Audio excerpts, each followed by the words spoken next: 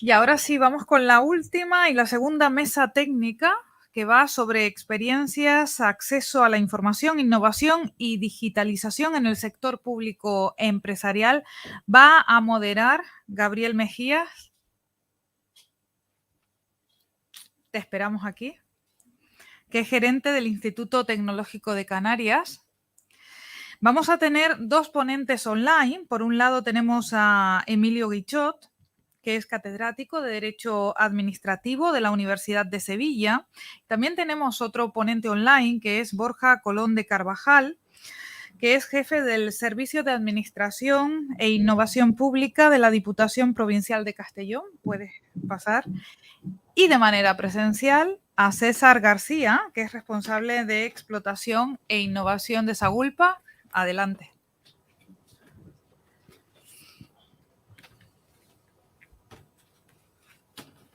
Todo tuyo. Perfecto, muchas gracias.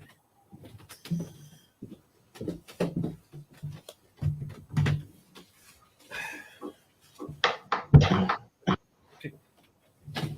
Nos podemos quitar la mascarilla, ¿no? Perfecto. Buenos días a todos.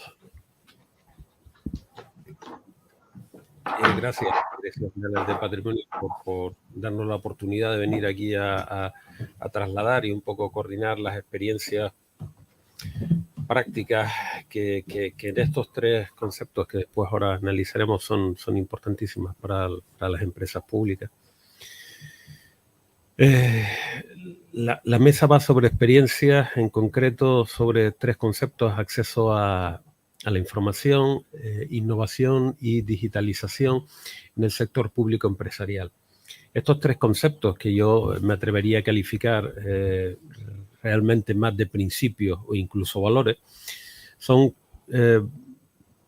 valores que deben inspirar toda actuación de las empresas, de las administraciones públicas en general. Las administraciones son el eje vertebral para el desarrollo socioeconómico de cualquier región, para satisfacer las necesidades y gestionar los recursos de forma ágil, de forma moderna, de forma eficaz, que se detraen de la sociedad para un poco atender las propias necesidades colectivas de esta sociedad. Y en el ejercicio de estas políticas públicas cumple un papel fundamental, por lo menos desde nuestra óptica, en las empresas públicas. Las empresas públicas, como bien expuso anteriormente el director general de Patrimonio, José Julián, son un instrumento al servicio de las administraciones públicas que complementan la actividad administrativa o la actuación administrativa pura que se ejecuta directamente desde las administraciones públicas.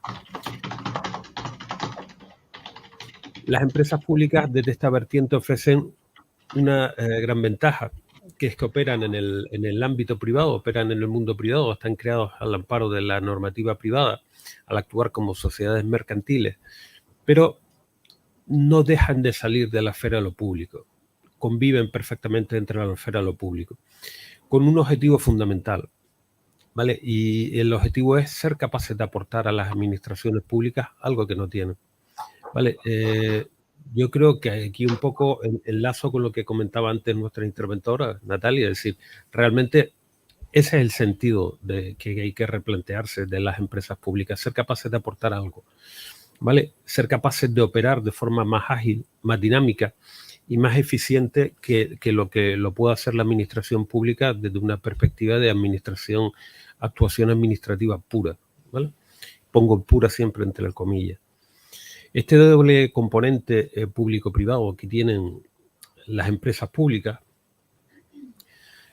que por un lado les obliga a ser capaces de operar, a moverse en un mundo jurídico privado regulado por la ley de sociedades por la normativa de sociedades mercantiles, pero que también de alguna manera,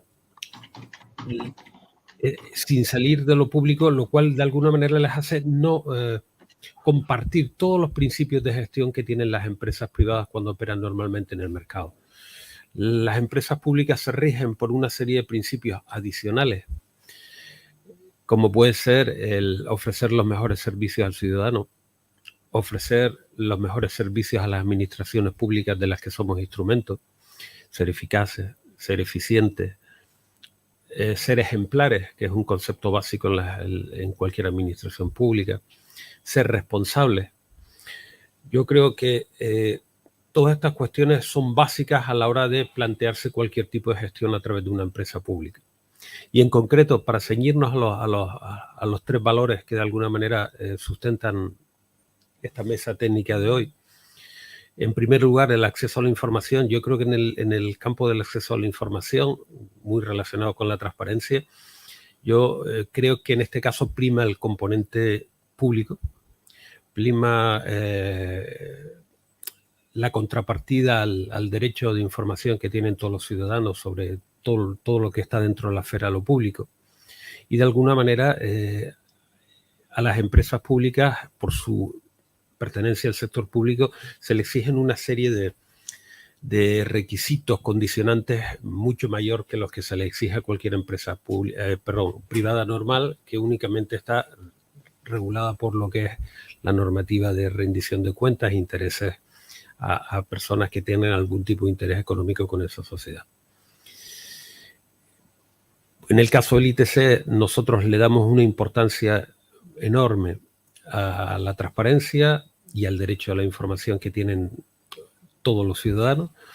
De hecho, desde que se ha hecho una gran labor por parte del gobierno a través del portal de transparencia y a través de los índices de transparencia, pero ya no solo el ITC, hay un total de 10 empresas públicas del gobierno de Canarias que están cumpliendo la puntuación máxima, que llevan cumpliendo la puntuación máxima durante 2 ejercicios consecutivos, lo cual tiene mucho mérito, ya no solo lograrla, sino mantenerla, que yo creo que es más difícil mantenerla que lograrla.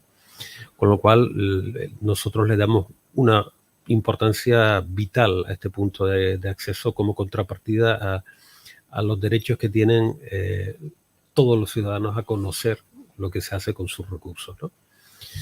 En los otros 2 conceptos, que son la innovación y la digitalización, esto ya es una apreciación personal mía. Yo creo que aquí, si hiciéramos una encuesta y le preguntáramos al público en general, yo creo que la sensación es que lo público va por detrás de lo privado. Es decir, el componente innovación es un componente asociado a lo privado. Es un factor de crecimiento empresarial, es un factor de competitividad, es decir, las empresas privadas han tenido que innovar entendiendo por innovación la capacidad que tienen para adaptarse a los cambios y realmente ellos, si no innovabas de alguna manera, no eras competitivo. Esta era un poco la filosofía que lleva presidiendo muchos años el ámbito privado, pero yo creo que incluso va más. Es decir, yo me atrevería hoy a decir que más que un factor de competitividad, hoy en día es un factor de mera supervivencia. Las empresas que no innovan, las empresas que no tienen aspiraciones a ser mejor, a funcionar mejor, pues sencillamente no tienen capacidad de sobrevivir, ¿vale? No van a ser capaces de sobrevivir en el mercado. En cambio, en el ámbito público, la innovación y la digitalización no son factores asociados a la competitividad. La competitividad es un factor que no tiene un encaje claro con lo que es una empresa pública. Pero la innovación y la digitalización sí, pero yo creo que están más asociadas a nuestra faceta de responsabilidad pública. Nosotros tenemos que ser capaces de innovar desde las empresas públicas porque tenemos que ser capaces de funcionar lo mejor posible y ofrecer los mejores servicios a los ciudadanos y ofrecer los mejores servicios a las administraciones públicas que nos utilizan o como instrumento para ejecutar políticas públicas.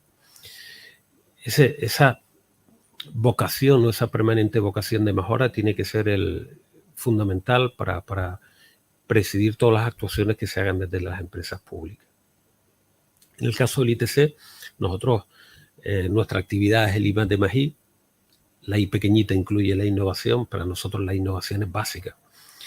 En su doble vertiente, nosotros como ente instrumental del gobierno ayudamos, o como medio propio del gobierno, ayudamos al gobierno a fomentar la I+D+I. la innovación en todo el sector empresarial y sobre todo en aquellas empresas que no tienen el tamaño como para tener departamentos de innovación, ¿no? Y después internamente también intentamos predicar con el ejemplo. Hemos acometido un proceso estructural de reforma espectacular, de innovación y digitalización. Después nos darán algunos ejemplos de otras empresas, no somos los únicos, evidentemente, otras empresas que han seguido ese mismo camino. Y hemos adoptado nuestra estructura organizativa desde un enfoque de la innovación como una visión integral que debe afectar a toda la organización, es decir, recursos, departamentos, medios, digitalización, sistemas, procedimientos. Y estamos en un continuo proceso de mejora para adaptarlo, para mejorarlo, para intentar ofrecer los mejores servicios. No me voy a extender mucho más porque realmente creo que son los 3 ponentes que tenemos ahora los que tienen que extenderse sobre cada uno de estos 3 puntos.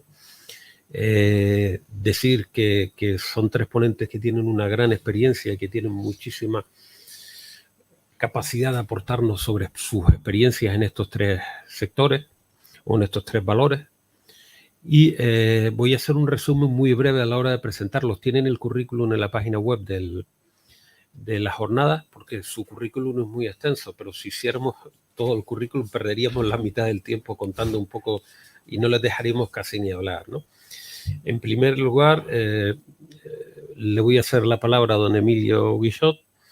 Él es catedrático de Derecho Administrativo de la Universidad de Sevilla, director del Instituto Universitario de Investigación Clavero Arévalo, consultor de organizaciones públicas internacionales y españolas y de entidades privadas, y una de sus principales líneas de investigación es la transparencia y el acceso a la información pública. Adelante, Emilio.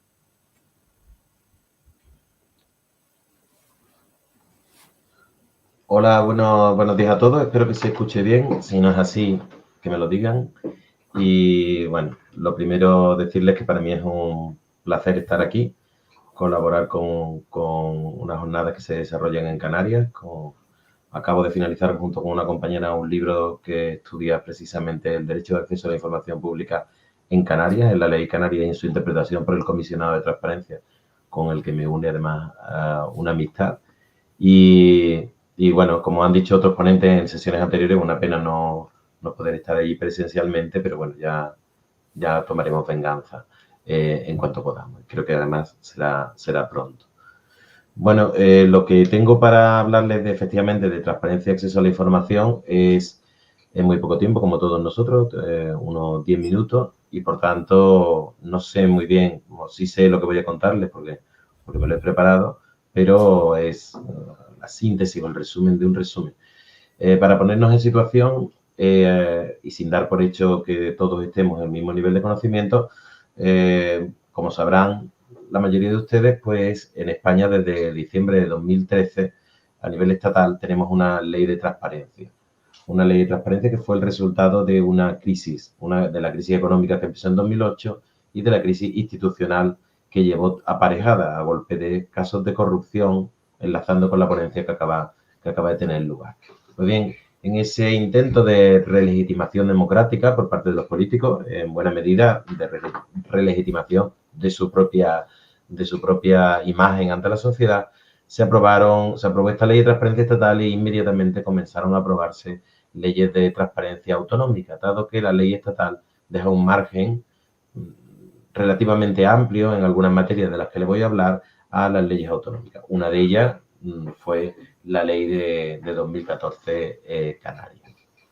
Bien, en todas estas leyes se plantean a nivel mundial, y lo mismo ocurre con las leyes españolas, una serie de puntos comunes, que son a quién son los obligados por la ley, quién tiene que dar información que se le solicite o publicarla motu propio, cuáles son los procedimientos para acceder a esa información, a solicitud de un ciudadano, pero también sin solicitud previa en portales de transparencia, o cuáles son los límites. No hay ley del mundo, tampoco las españolas, donde no haya límites a la transparencia, o finalmente, y le estoy sintetizando, acortando y en un discurso, por tanto, reducido, cuáles son las garantías. Bien, ¿cómo se aplica todo eso al ámbito de las empresas públicas?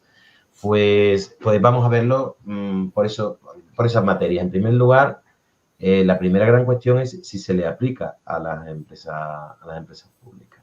El moderador ya nos ha contado su propia experiencia.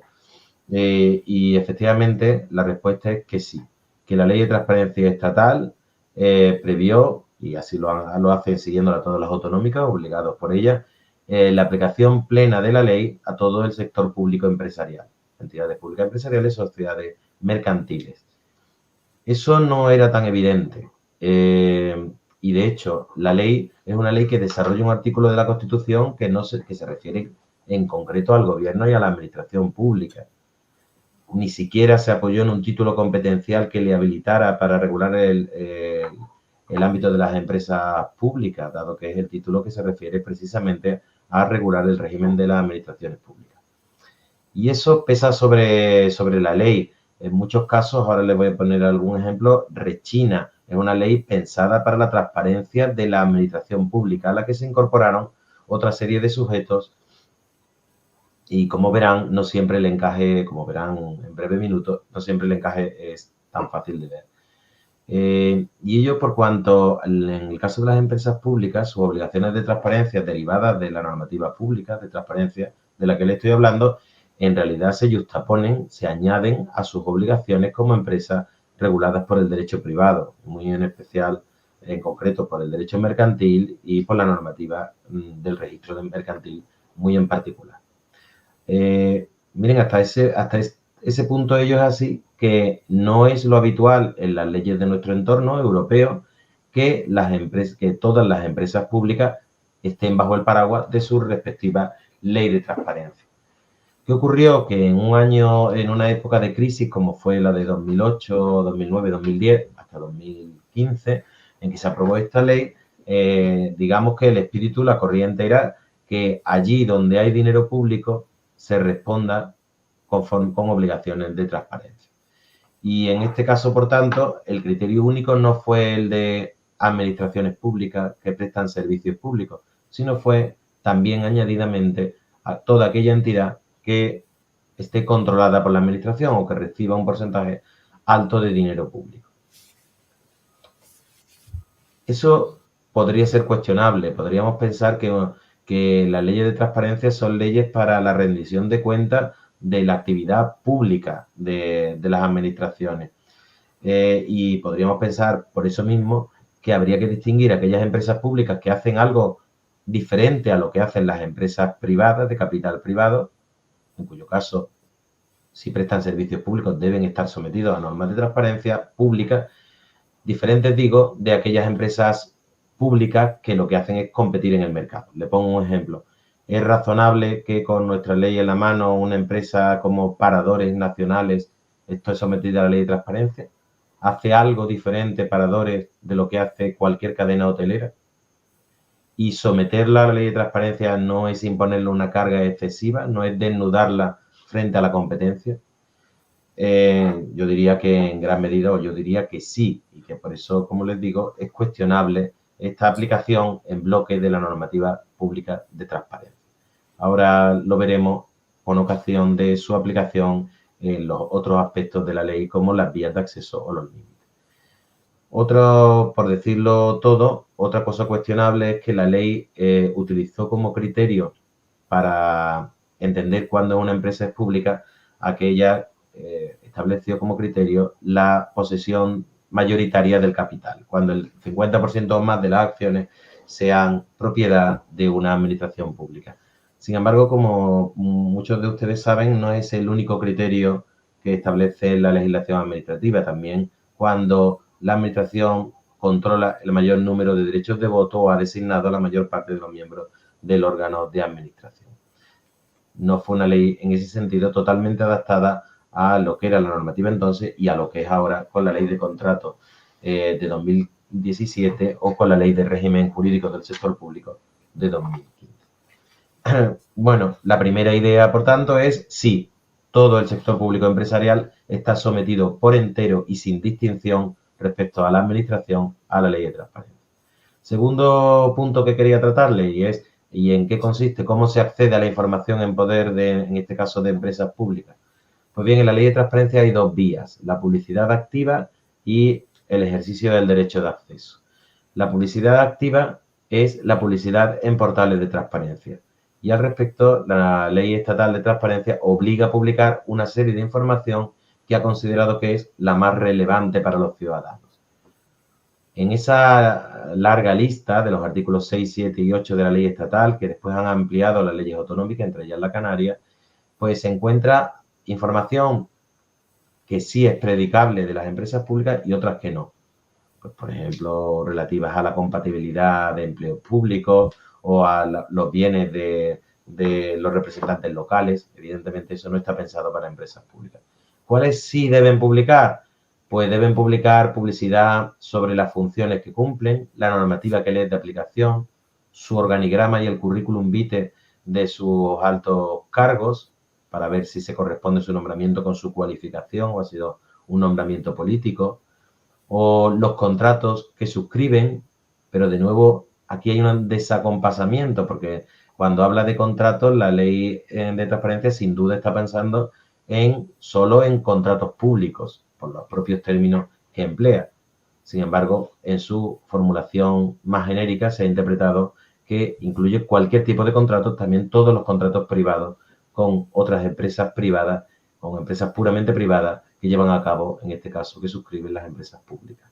O los presupuestos y el estado de ejecución de los mismos, o las cuentas anuales, o los informes de auditoría o fiscalización, o finalmente las retribuciones de sus altos cargos o máximos responsables o las indemnizaciones por cese.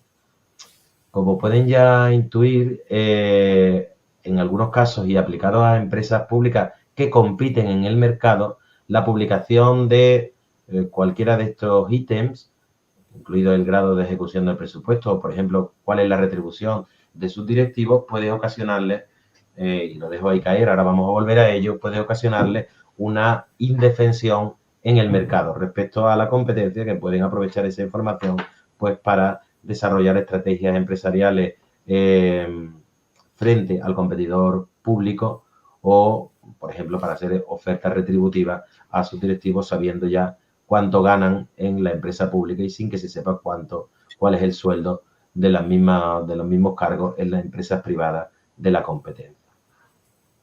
Bien, tengo que decirles también que estas obligaciones de transparencia activas, de publicación en portales, como toda la publicidad activa de la ley de transparencia, se encuentran entre las más incumplidas. Pueden acudir a la página web de empresas públicas de toda España y verán que muchas de ellas carecen directamente de una pestaña de portal de transparencia donde cumplan con estas obligaciones. En el Estado, además, eso se agrava porque no se prevén sanciones en caso de incumplimiento. Las únicas sanciones que prevé la ley estatal es para funcionarios públicos en caso de incumplimientos reiterados. Hay algunas leyes autonómicas que sí han incorporado todo un título de sanciones y que sí han incluido también a personal laboral, a directivos, a todos los sujetos sometidos a la ley. En el caso de Canarias es un poco atípico porque su comisionado de la transparencia, al que algunos de ustedes conocerán, Daniel Cerdán, es un obseso, lo digo en el buen sentido, pero es conocido en toda España porque ha hecho especial hincapié en desarrollar metodologías de valoración del cumplimiento de las obligaciones de transparencia activa y también ha hecho informes relacionados con el cumplimiento por empresas públicas canarias, como bien sabe nuestro propio moderador. Bien, esa es una vía, la publicación en web, pero la ley de transparencia establece una segunda vía, que es la posibilidad de que cualquier persona pueda dirigirse a cualquiera de los sujetos obligados, en nuestro caso a cualquier empresa pública, para pedirle cualquier información que no esté publicada en la web. También la que está publicada, pero en ese caso basta con enviarle el enlace concreto a la información. Y al respecto solo decirles 3 notas por el poco tiempo que tengo. En primer lugar, que lo revolucionario de las leyes de transparencia es que no se exige la acreditación de ningún interés para solicitar información, que cualquier persona, pública o privada, física o jurídica, española o no española, puede solicitar información sin tener que motivar o justificar su solicitud. Y hay obligación de darla, salvo que concurra un límite de lo que ahora mismo voy a hablarles. En segundo lugar, que se establecen plazos breves de respuesta. El plazo es de un máximo de 1 mes para dar la información. Y en tercer lugar, que el procedimiento es gratuito y preferentemente telemático. Así que se ha optado por un procedimiento en línea con las demás leyes de transparencia del mundo, un procedimiento rápido y flexible. Un tercer aspecto importante es el relativo a los límites. La transparencia en España y en Pekín, en Madrid y en Pekín, tiene límites. No hay ningún estado del mundo que haya reconocido el derecho de sus ciudadanos a obtener cualquier información, aunque pueda perjudicar a sus propios intereses de seguridad nacional, de defensa, de relaciones exteriores o a la intimidad de las personas referidos a los historiales clínicos de las personas.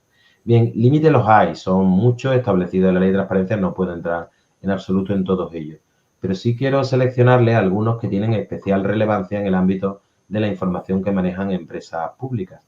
Y el más importante de ellos, sin duda, es el referido a los intereses económicos y comerciales. ¿Por qué les digo que es el más importante? Pues conectando con lo que les dije hace 5 minutos, pues porque ya de por sí es cuestionable, y no es así en otras leyes de nuestro entorno, que empresas públicas, por tanto, con forma privada, ya sometidas a una normativa privada que también regula obligaciones de presentación de cuentas anuales, de publicidad en el registro mercantil, estén sometidas también a la ley de transparencia pública. Y es especialmente cuestionable en aquellos casos que se trate de empresas que compiten con el sector privado. Esa competencia a veces es evidente, y le he puesto el ejemplo de paradores nacionales compitiendo contra las cadenas hoteleras, pero en otros casos, no siendo tan evidente, es real. Imaginen las empresas de capital mayoritariamente público, pero con forma privada, que prestan servicios de transporte. Piensen en Renfe o piensen en cualquier empresa municipal de transporte urbano. Pues bien, en ese caso no dejan de competir en la práctica con empresas privadas que ofrecen transportes alternativos. Bien, puedo pedir información de cualquier tipo, no hay un límite inicial en el espectro, pero sí hay límites materiales. Uno de ellos, como les digo, son los intereses económicos y comerciales.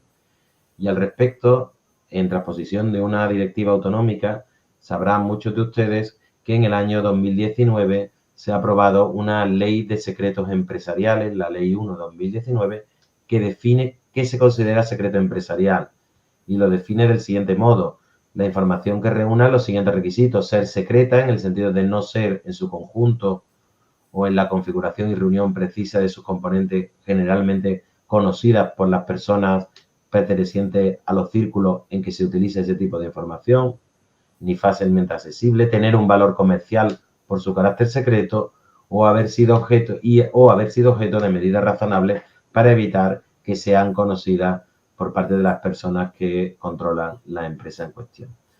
Bien, ese es el concepto de criterio empresarial que se está utilizando también para interpretar el límite del interés económico y comercial por los consejos y comisionados de transparencia. Pero a la vez han dicho que la protección del interés económico y comercial va más allá. No abarca solo al secreto empresarial en su concepto legal, sino que abarca también a cualquier información que, en caso de conocerse, supondría un perjuicio competencial para las empresas. Y eso tiene especial juego en el caso de las empresas públicas. Fíjense, 3 sectores en los que juega. Uno muy importante en el sector de la contratación. Toda la información que tienen la administración, pero que también tienen empresas públicas cuando están sometidas a la ley de contratos, referente a otras empresas y que presentan en sus ofertas técnicas, en el que figuran pues formas de fabricación, clientela privada para acreditar su solvencia. Pues bien, en esos casos están protegidos por este interés comercial y no hay que desvelarlo cuando un ciudadano solicita acceso a la información. También han dicho los consejos de transparencia que hay que dar información sobre transportes públicos, y piensen en la cantidad de empresas, sobre todo en el ámbito municipal, que prestan servicios de transporte discrecional, que están, por tanto, sometidas a la ley de transparencia, pero han dicho los consejos de transparencia que no hay que darla relacionada con políticas de calidad. Por ejemplo, información sobre retrasos, devoluciones de del pago de tarifas derivadas del incumplimiento de las condiciones, normalmente precisamente de puntualidad. Pues bien, han dicho que eso no hay que darlo porque de darse afectaría negativamente a los intereses económicos y comerciales de estas empresas y beneficiaría a las empresas en competencia en ese sector o en sectores relacionados. Perdón, Emilio, pues, Sí. vamos justito de tiempo para que Sí, no... pues concluyo en 2 minutos. Otro límite que juega es el de la confidencialidad y han dicho sobre eso los comisionados de transparencia que no hay que dar acceso a las actas de las reuniones de los consejos de administración y órganos colegiados, sino solo a sus acuerdos. Y otra que afecta es en la protección de datos. Y al respecto lo que han dicho es que sí hay que dar información sobre las retribuciones de sus órganos directivos, entendiendo como tal todo el que ejerza funciones realmente de responsabilidad y no solo los previstos en el Real Decreto de 2012 que regula el régimen retributivo de los responsables y directivos del sector público empresarial, pero no sobre las retribuciones del resto de los trabajadores.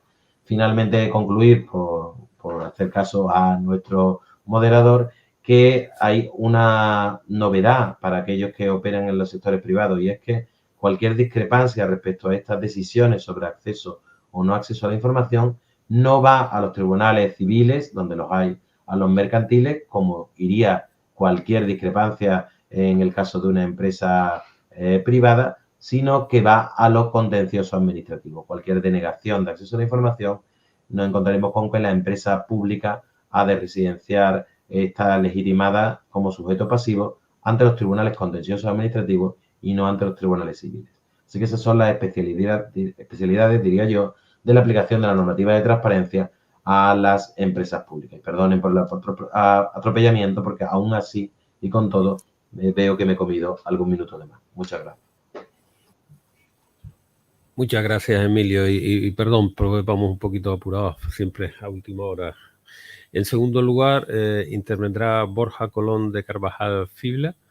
Es licenciado en Ciencias Políticas y de la Administración por la Universidad Pompeu Fabra de Barcelona, máster en Liderazgo y Dirección Pública por la Universidad Internacional Pele Pelayo y el Instituto Nacional de Administración Pública.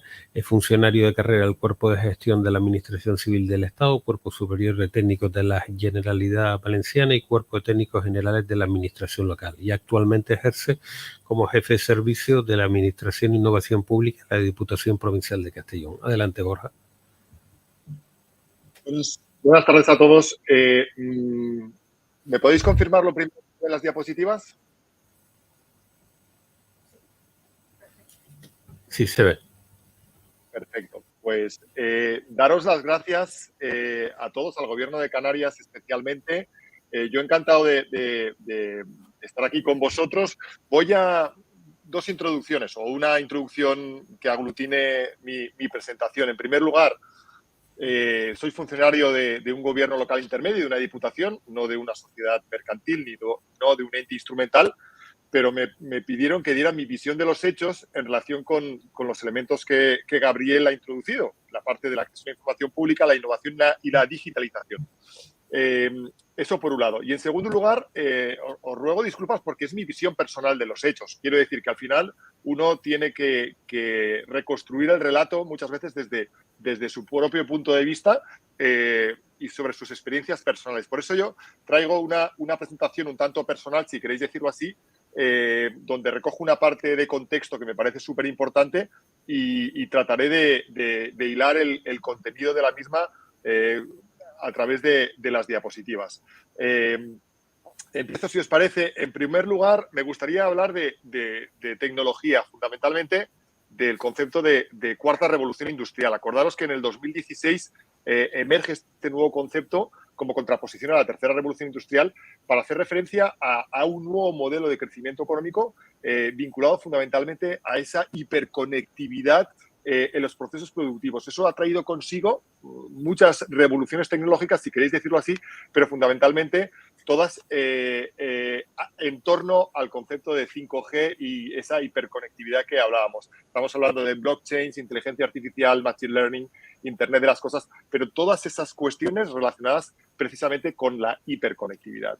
En segundo lugar, un concepto que a mí me explota la cabeza, que es el concepto de digitalización total, que hemos vivido y hemos visto acelerado con la pandemia, con 3 elementos clave. En primer lugar,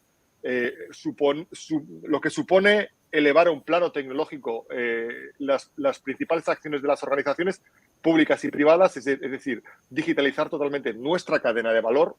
En segundo lugar, un cambio radical en las relaciones del cliente-proveedor. Lo hemos visto incluso de forma anecdótica cuando como administraciones públicas nos hemos pasado de frenada digitalizando muchas veces el caos y hemos desprovisto a nuestros usuarios de herramientas para relacionarse con nosotros. Incluso han habido movimientos sociales como el médico valenciano que decía somos mayores pero no somos tontos en relación con los servicios de la banca, lo cual... Perdón, un segundo nada más. La presentación se quedó estancada en la primera diapositiva. ¿No pasa? Ahora está así, ahora sí está. Que lo tiene en modo diseño. Pantalla completa. ¿Se ve ahora? Pero no lo tienes en modo presentación, lo tienes en modo diseño.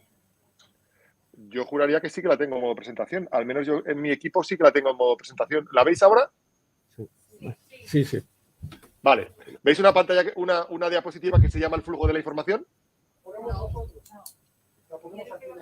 Me están diciendo que la ponen desde aquí, porque aquí se ve en modo diseño, se ven a la izquierda de la página. Perfecto, estupendo. Acabaremos antes. Entonces, esta es, perfecto. Muchísimas gracias.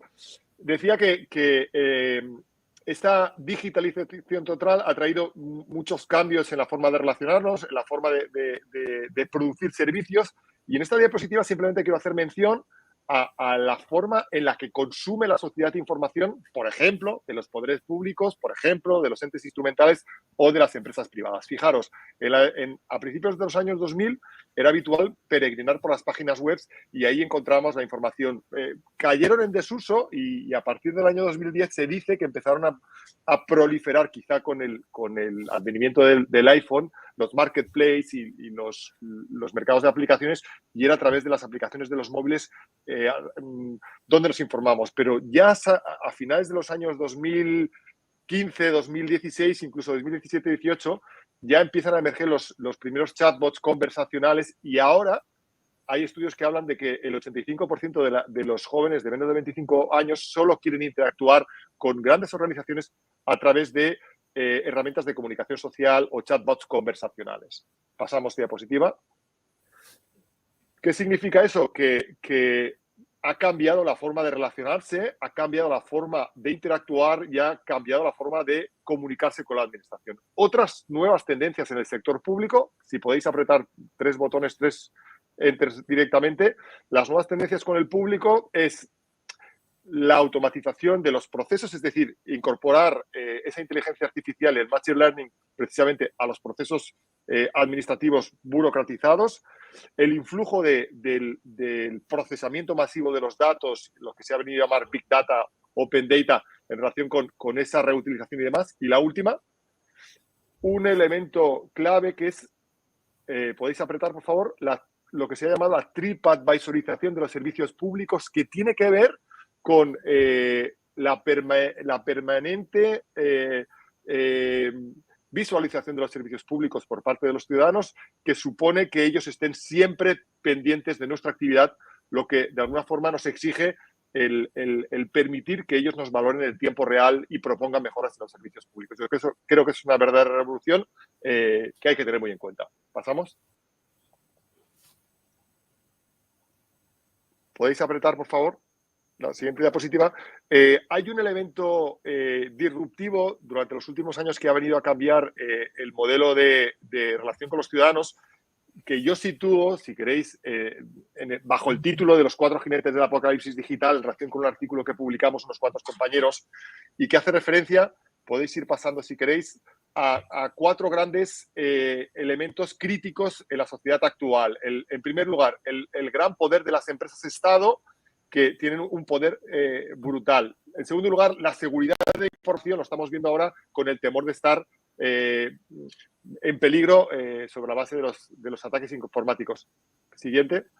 La privacidad de los datos personales como contraposición al elemento anterior de la seguridad. Y por último, la tiranía de los algoritmos, que hace referencia precisamente a la dificultad de programar la ciencia de los datos y sobre todo el invocar la inteligencia artificial para diseñar mejores procesos si no hemos mejorado primero en los procesos en origen. Es decir, que al final los algoritmos son programados por gente como nosotros que van a traer mejor o peor diseño en los programas en función de la conceptualización de base que traigan.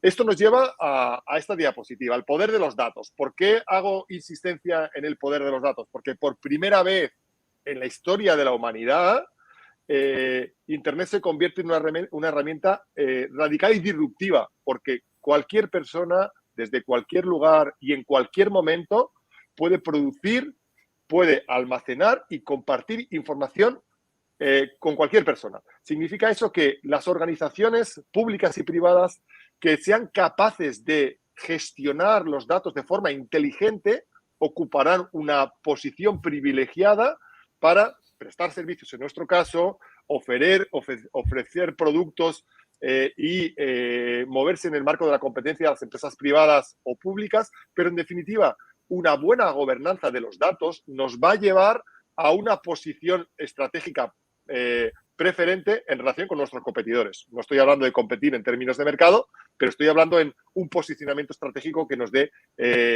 una mejor relación con nuestros ciudadanos. Siguiente. Esto nos lleva a un debate brutal, que es cómo puede ser que las organizaciones públicas tan sencillas como son, y permitirme la simplicidad o el llevarlo todo a un extremo, cómo administraciones públicas territoriales que se basan en ese apego al reglamento y la jerarquía van a ser capaces de gestionar esta enorme complejidad de problemas complejos que podrían estar, por ejemplo, representados en lo que se han venido a llamar los ODS. Este es el gran debate, ¿no? ¿Cómo lo podemos hacer? Siguiente diapositiva. Si podemos identificar esos grandes retos en 3 clásicos retos, serán, por un lado, retos de gestión, cómo trabajamos, qué procesos tenemos, cómo nos organizamos. En segundo lugar, retos de credibilidad, que tienen que ver en cómo identificamos a nuestras instituciones, qué apego tiene la sociedad a nuestras instituciones, cómo son de abiertas nuestras instituciones. Y por último, retos vinculados a la tecnología, que tiene que ver qué uso hacemos de la misma, con qué finalidad, qué brecha ha supuesto la tecnología. Yo creo que estos son los grandes retos a los que nos enfrentamos actualmente. Siguiente diapositiva. Que de alguna manera se pueden ver soslayados, se pueden ver enfrentados, se pueden ver mitigados por los 3 grandes paradigmas que os presento ahora. Reconozco que estoy yendo, vamos, como una moto, no, lo siguiente. Pero por no robaros mucho tiempo, luego si queréis aclaramos en el turno de preguntas. La administración electrónica viene a superar los déficits en la gestión, los déficits en la gestión de procesos, los déficits en la estructura, en la forma de relacionarnos. El gobierno abierto viene a superar como paradigma el oscurantismo en nuestras administraciones, los déficits en la información pública, como decía Emilio, las limitaciones en las leyes de transparencia y, en definitiva, tumbar paredes para que la sociedad civil se incorpore en la toma de decisiones públicas. Y el gobierno inteligente, para mí, la última fase en la madurez institucional, supone utilizar la inteligencia en el gobierno de los datos precisamente para tomar mejores decisiones más óptimas vinculadas a los servicios de calidad que una sociedad como la actual demanda. Siguiente diapositiva. El paradigma de la administración electrónica, no me voy a detener, simplemente es una diapositiva para que entendamos que al final supone no un fin en sí mismo, sino incorporar una serie de piezas que nos van a poder dar una mejor gestión. Siguiente diapositiva. El gobierno abierto no es más que otro paradigma en el que, incorporando tecnología, debemos dar cabida a las demandas ciudadanas, transparentar la acción del servicio público y, sobre todo, tender la mano a la colaboración de la sociedad civil. Tercera diapositiva, o siguiente diapositiva, perdón. Y por último, el paradigma de la gobernanza inteligente. Para mí, la cuadratura del círculo supone como instituciones un manejo inteligente de los datos para prestar servicios de forma proactiva, personalizar el uso de esos servicios, es decir, adecuados a las demandas concretas, sobre todo basados en datos reales que estamos capturando en ese momento, en cualquier momento, en tiempo real, y cuando al final hablo de en cualquier lugar, me estoy refiriendo a cualquier lugar. ¿Por qué? Porque se ha suscitado un debate, no sé si decir acalorado últimamente, sobre la necesidad de posicionarnos como sector público en lo que todos conocéis como metaverso, todos conocemos como el metaverso, que no es más que una realidad virtual, una ficción del mundo analógico creado, en este caso por una empresa, por Meta, por Facebook, que hace que los usuarios empiezan a consumir servicios, en este caso privados, a través de plataformas audiovisuales. ¿Por qué las administraciones públicas no debemos estar en ese metaverso ofreciendo servicios públicos en otras condiciones? Por ejemplo, imaginemos una atención ciudadana, una ventanilla única en el metaverso. Bueno, hay mucho debate en torno a eso. Una gobernanza inteligente de los datos pasaría precisamente por prestar servicios proactivos, personalizados, basados en la ciencia de datos en cualquier momento y en cualquier lugar. ¿Continuamos?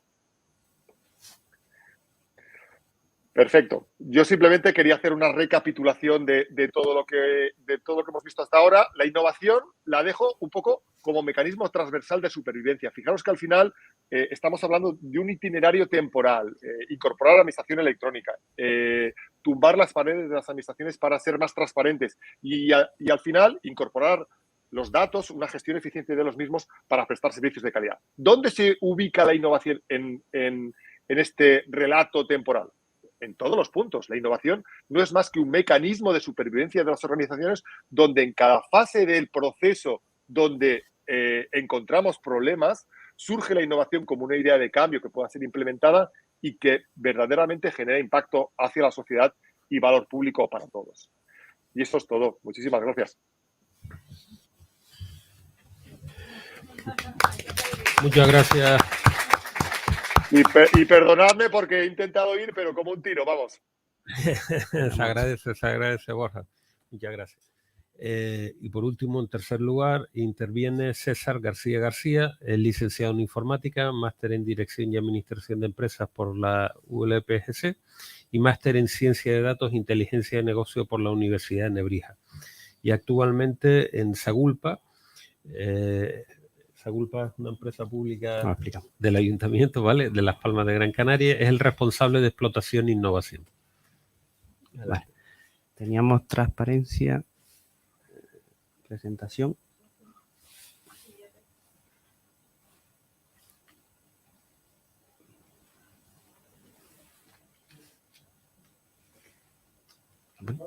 Sí.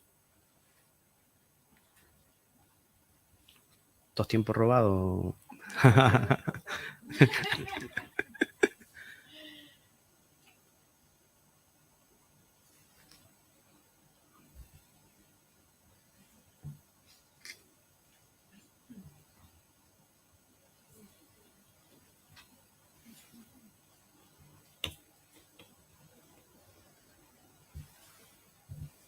A ver, bonito. Sí, si quieres vamos contando sin transparencia. A ver si la pone. Es un poco faena, pero bueno.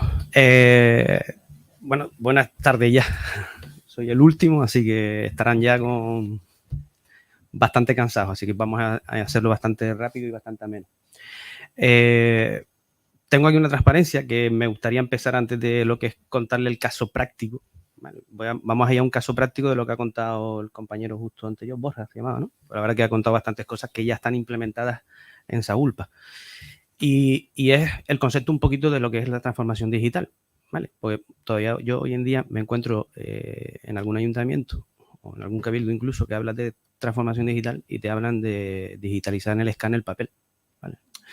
Y mucho más lejos que la realidad. Eso es una actuación más dentro de la transformación digital, pero tenemos que entenderlo como un plan estratégico de empresa o de ayuntamiento o de administración pública, ¿vale? De lo que, en este caso que nos ocupa, también de empresa privada, ¿no? Que nos permita un poco que, digamos que rediseñar todo el modelo de negocio, analizando todos los procesos, todas las operaciones que tenemos dentro de la administración e intentar optimizarlo transformando incluso los puestos de trabajo. Tenemos que cambiar un poco ya el chip de tengo que esperar a que venga el ciudadano a pedirme cita previa para tramitar un expediente, ¿no? O sea, ese perfil tiene que cambiar ya, digamos que incluso hasta una analítica de datos de lo que va generando también el propio ciudadano. ¿vale? Y con un enfoque centrado en el ciudadano, porque al final somos empresas públicas, somos administración pública y nuestro objetivo no es ganar dinero. Nuestro objetivo aquí es prestar buenos servicios al ciudadano, ¿vale? Buscando esa eficiencia de las operaciones y la calidad del servicio y con la máxima transparencia posible, ¿vale? Y para lograr todo ese objetivo de transformación digital, pues tenemos que utilizar las tecnologías. Ya está, ya. A ver.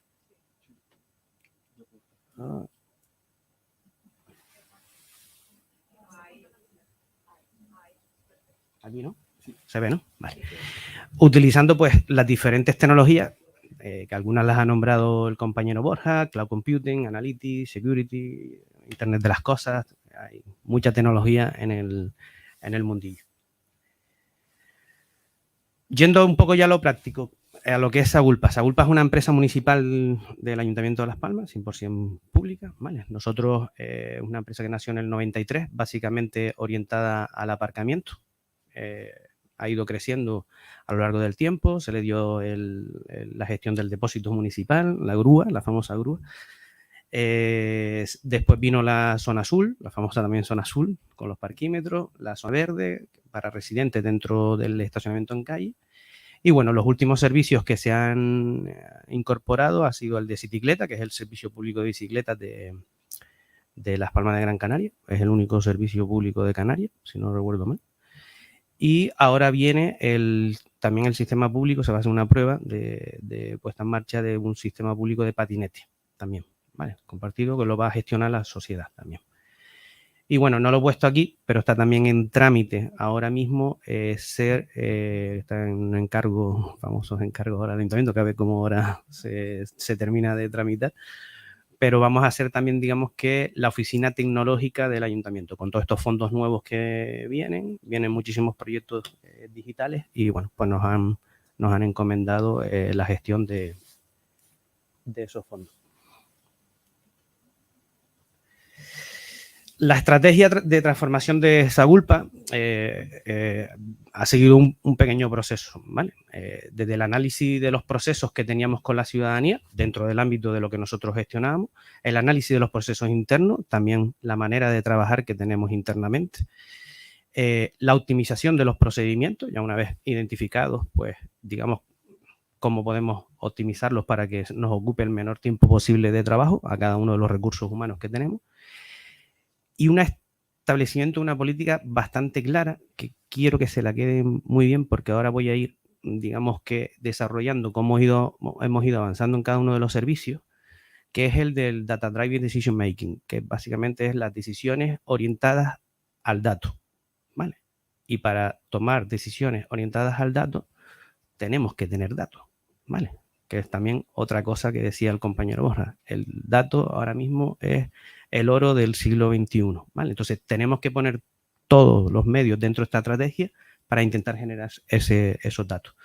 Entonces ahí hemos hecho transición hacia dispositivos en tiempo real, transición de comunicaciones de alta velocidad. Si queremos que esos datos estén en los sistemas centrales, necesitamos que esos datos se manejen rápido y en tiempo real hacia las plataformas centrales. La analítica de datos, que es, digamos, que la parte final en la que nos encontramos ahora mismo, ¿vale? Que ya lo verán en las últimas transparencias. Y el siguiente paso, que es al que vamos, que es la predicción de los servicios. O sea, si yo sé que tengo un evento carnaval en tal fecha, en determinado lugar, y tengo los datos de históricos de años anteriores, pues puedo manejar ofertas de aparcamiento, ofertas de estacionamiento regulado y digamos que articularlo, incluso gestión de la bicicleta para los desplazamientos internos, ¿vale? Y la customización de esos servicios de cara al cliente, ¿vale? O sea, que nuestro ciudadano al final se sienta como personalizado en su gestión del servicio. Por lo tanto, no se trata de añadir una capa digital, no se trata de escanear y ya está, ¿vale? Sino de transformar el negocio en base a las tecnologías digitales que tenemos. Empezando con un poco el servicio de estacionamiento regulado. Esto es lo que teníamos en el año 2011, ¿vale? Teníamos 97 parquímetros que venían de la empresa privada, de una concesión que tenía la gestión mediante una concesión a 12 años, se le venció, el ayuntamiento dijo que revertiera para esa culpa, ya estaban nuestros estatutos, y era un parquímetro totalmente desconectado. Era lo que yo llamaba una máquina tragaperra. Aquello nada más que era para echar dinero y punto. Aquello no servía para nada más. Vale, en el 2012 quitamos esos 97 parquímetros, pasamos a 155 parquímetros ya inteligentes. Hablo del 2012, tecnología todavía 2G, 3G, que todavía no era alta tecnología, pero ya incluso se metía la matrícula, ¿vale? Y la matrícula no era para fastidiar al ciudadano, que fastidió bastante al ciudadano en aquella época, ¿vale? Era para empezar, digamos que, a obtener datos, ¿vale? Y bueno, ahora en el 2022 la situación ha crecido también el estacionamiento regulado. El estacionamiento regulado empezó por 2.000 plazas, ya en Las Palmas están 6.500. El plan de movilidad marca 10.000, ¿vale? Dentro de la ciudad se sigue, digamos que ese plan de movilidad. Pero ya hemos ido, es el parquímetro, o sea, que están aquí a la izquierda, 176 parquímetros que vienen todos con paneles solares, vienen todos con datáfonos sin contacto, vienen todos con saldo virtual. Había un problema de cambio, que la gente no tenía cambio, pues ahora ya ese problema ha desaparecido. La gente mete el importe que tiene y el dinero que sobra se le guarda a la nube. Cuando mete su matrícula la siguiente vez, ya le aparece el dinero que tiene de sobra. Con lo cual, vamos solucionando los problemas con la tecnología. Y bueno, luego tenemos también la aplicación LPA Park, ¿vale? Que es una aplicación móvil. Todos sabemos que lo que es hoy en día el móvil, todo el mundo lo tenemos pues, básicamente como un medio de vida. Y bueno, pues hemos desarrollado una app que ya actualmente hoy están haciéndose el 42% de las operaciones por la aplicación móvil, ¿vale? Si a eso le sumas que al final también tenemos los datáfonos sin contacto, estos que también han, digamos que disparado las operaciones de cara al ciudadano, que está en torno al 12%, pues digamos que ya estamos en un 54% de las operaciones se hacen todas digitalizadas, ¿vale? O sea, no hace falta ir al parquímetro en ningún momento y sin efectivo, ¿vale? Que es otra cosa que también intentamos eliminar. Más de 120.000 usuarios, más de 165.000 tickets mensuales. Como pueden ver, más datos, ¿vale? Luego la parte de los controladores, que son los que están en la calle, pues los pobres ahí sufriendo un poco a veces las hostilidades del ciudadano en el día a día, y digamos que son un poco los que tienen que regular el estacionamiento. Ellos con la empresa anterior no tenían una PDA conectada online, ¿vale? Pues las primeras cosas que se hicieron fue conectar ese sistema con unas PDA, con 3G, conectadas online a un sistema central en el que vamos viendo todas las rutas, vamos viendo todas las liquidaciones que se van poniendo, e incluso pueden hacer un control online pues de residentes y de vehículos oficiales, ¿vale? Ya en Las Palmas no hace falta poner la típica tarjetita de residente, ¿vale? Hay un trámite online, te das de alta, eso se te guarda en los sistemas y tú simplemente coges con tu aplicación, sacas el ticket y el controlador ya ve online el ticket que tiene en el parabrisas virtual, ¿vale? Con lo cual, pues, otra cosa que el ciudadano también ha valorado bastante. Y lo mismo con los vehículos oficiales. La ordenanza fiscal establece que los vehículos oficiales están exentos, igual que los vehículos de personas de movilidad reducida. Y eso también, a través del trámite online, pues también está todo digitalizado. No hace falta el ticket parabrisas, como dije antes. E incluso tenemos, que esto antes era un dolor en el Ayuntamiento de Las Palmas, cuando llegaban todas esas multas, el trámite de todas esas multas en la sesión de tributo era un atasco. Está todo automatizado, está todo conectado con la Dirección General de Tráfico. El controlador, cuando pone su liquidación, automáticamente con la matrícula conecta online con la DGT, le saca el titular, lo guarda al sistema, prepara la notificación y se manda a tributo automático. Con lo cual, pues, se simplifica también en temas de recursos humanos bastante el procedimiento.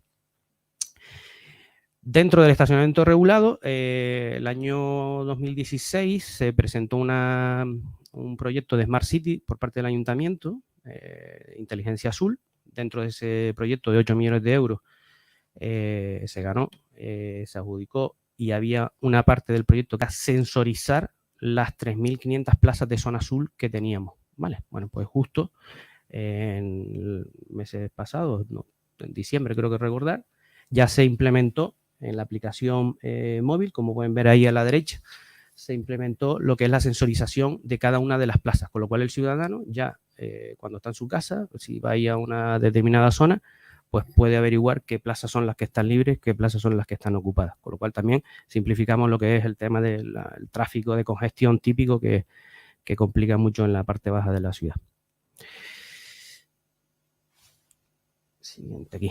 Bueno, luego otra cosa con la que nos hemos metido en la parte de aparcamiento es la electrificación, ¿vale? Todos los coches eléctricos están en auge, los paneles solares también están en auge, entonces, bueno, hemos ido, era una deficiencia que había en Las Palmas, no había puntos eléctricos, puntos de recarga, pues bueno, aprovechando que teníamos 7 aparcamientos que eran estaban bastante bien distribuidos por toda la ciudad, pues lo que hemos hecho es a cada uno de ellos dotarlos de puntos de recarga, ¿vale? Y todos estos puntos de recarga, lo mismo, se conectan online y generan datos de recarga, kilovatios por hora, o sea, y vamos, digamos, canalizando pues toda la energía que estamos consumiendo a día de hoy. Pues bueno, tenemos 72 toneladas ya de CO2 ahorrada, más de 140 megavatios de energía producida y algunas de esas energías también limpias, como veremos ahora. Bueno, aquí ya incluso estamos implantando un sistema de gestión de energía, estamos monitorizando todo lo que es energía, agua, para intentar, digamos, que después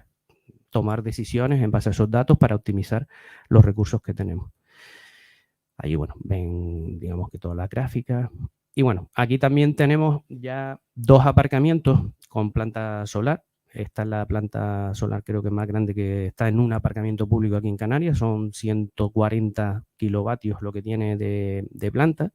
Conecta con el ayuntamiento, que lo cual está justo en las oficinas al lado, con lo cual, pues digamos que también ahorra ahí energía el ayuntamiento y autoabastece a los puntos de recarga que están en el parking y a la energía de día, ¿vale? Ahora estamos en un proyecto para meter baterías y con las baterías la idea ya es, digamos, que independizar el parking del enganche eléctrico.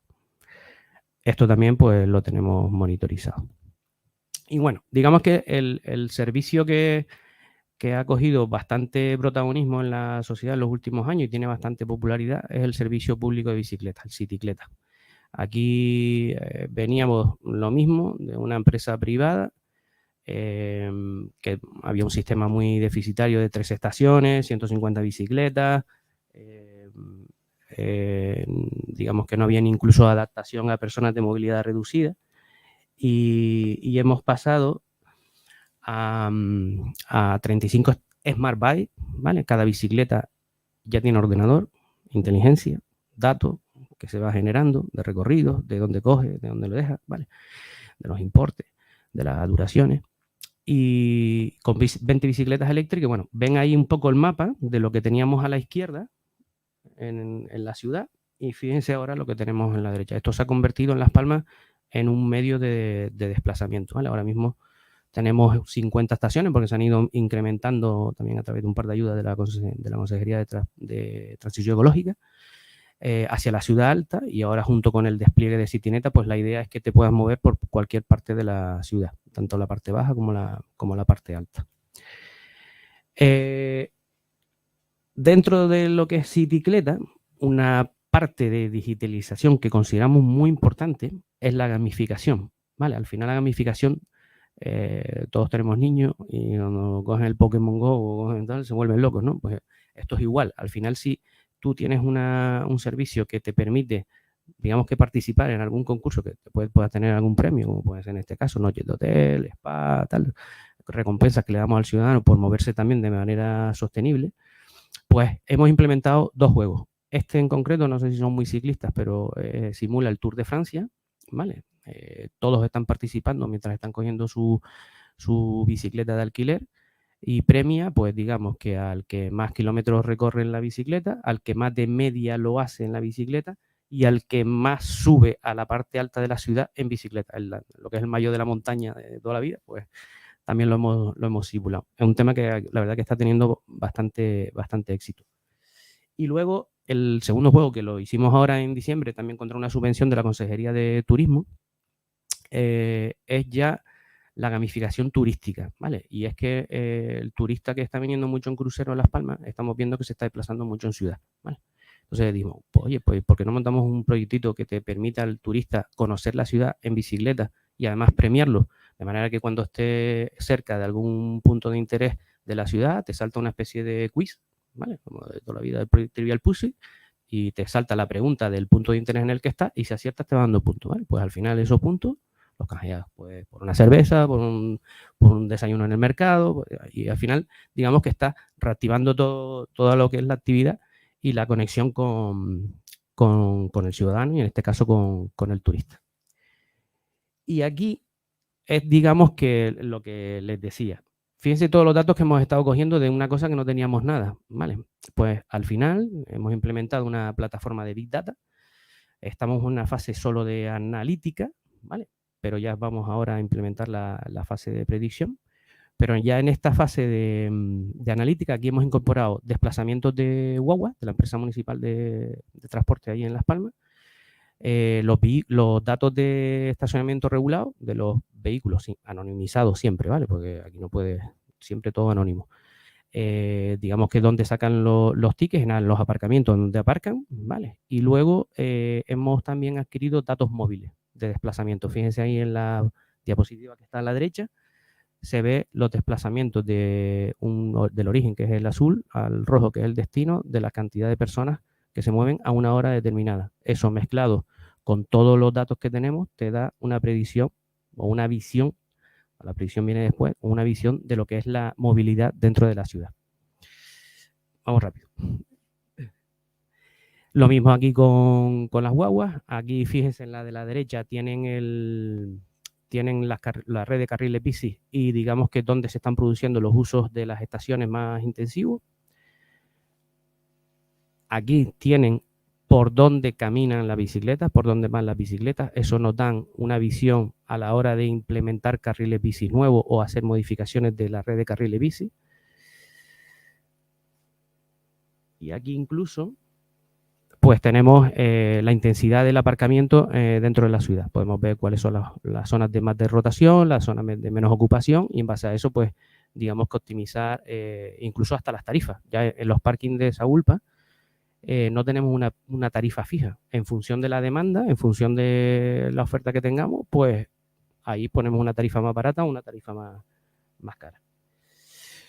Luego, tenemos actualmente en desarrollo un chatbot, que es lo que estaba comentando el compañero, ya de intentar, digamos, que atender al ciudadano las 24 horas del día con todos los procedimientos que tengamos establecidos dentro de la empresa. Esto saldrá en breve.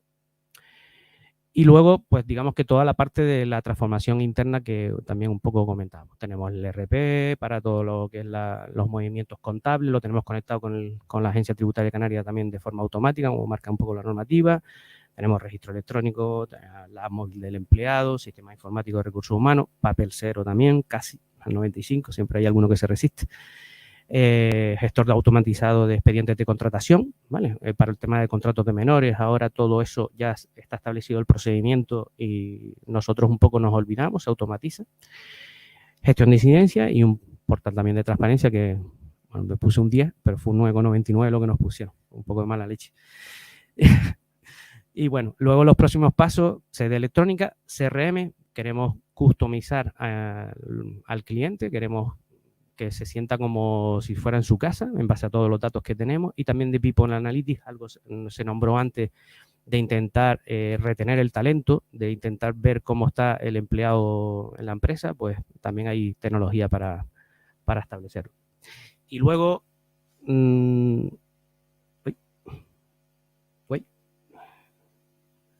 es lo de menos, pero es verdad que da un poco de gustillo, ¿sabes? Que te reconozcan nacionalmente, ¿sabes? Nos han dado premio nacional a la mejor empresa pública en el MINMA. También el otro día la Fundación Renault nos ha premiado como dentro del sector público mejor iniciativa en el tema digital. Y bueno, ahora mismo estamos en la fase final del premio de transformación digital a nivel nacional con la asociación Atlan, que son todas las empresas de tecnología, en la que estamos compitiendo con Adif y con Correo. Y ahí, Gabriel, ¿no? Sí, te digo ya para terminar, que la empresa pública puede tener mejores opciones que la empresa privada. Perfecto, César, muchísimas gracias. Gracias a los tres ponentes. La verdad que ha sido muy interesante ver la experiencia particular de cada uno sobre estos tres conceptos básicos para el funcionamiento de una empresa pública y bueno, yo he aprendido muchísimo, y me llevo una grata impresión.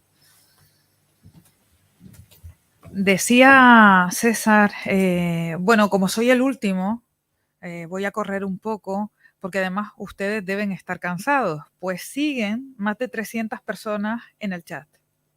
O sea que vamos a ver si, no sé si tenemos a Emilio y tenemos a Borja, pero si no, le damos paso a ustedes si quieren hacer alguna pregunta. Emilio, te tengo por ahí.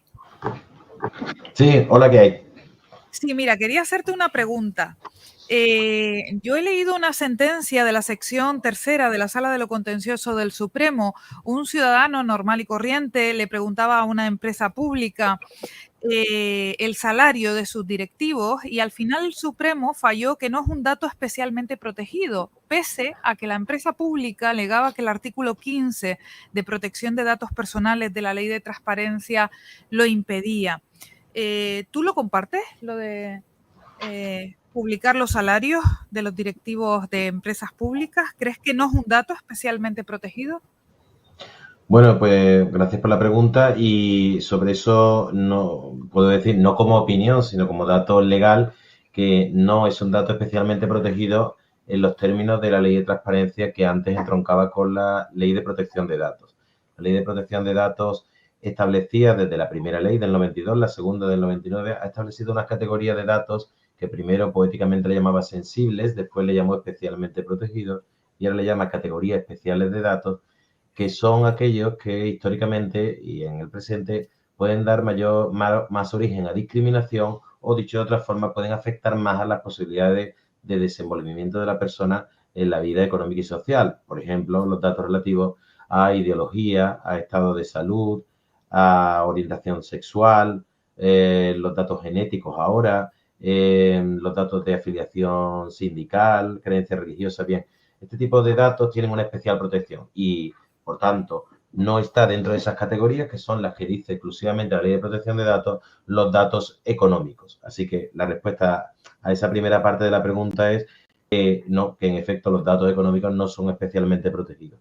Y ahora la segunda parte que me hacías, con independencia ya de la categoría jurídica a la que hacías alusión, es si en efecto se deben publicar o no.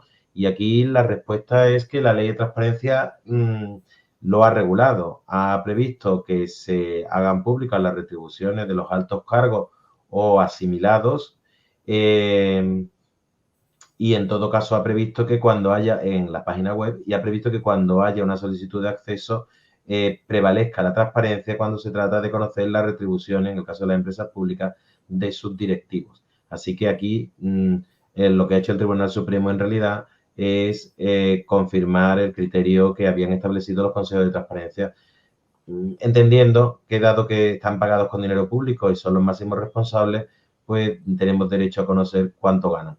Lo que planteaba, y con esto termino en mi intervención, en este aspecto como en otros, es si en el caso de las empresas públicas que compiten con empresas privadas en un mismo mercado, aquellas que no prestan servicios públicos, sino que ofrecen servicios a los ciudadanos en competición, eso nos supone, en cierto modo, dejarlos desprovistos de ese arma que es establecer tu propia política retributiva y que no sea conocida por la competencia. Muchas gracias. Gracias. ¿Alguna pregunta para Borja, para César, para Gabriel? Yo para Borja tengo una.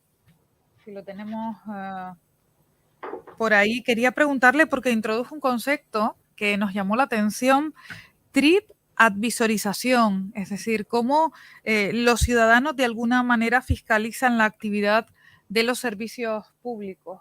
No sé si tenemos a Borja.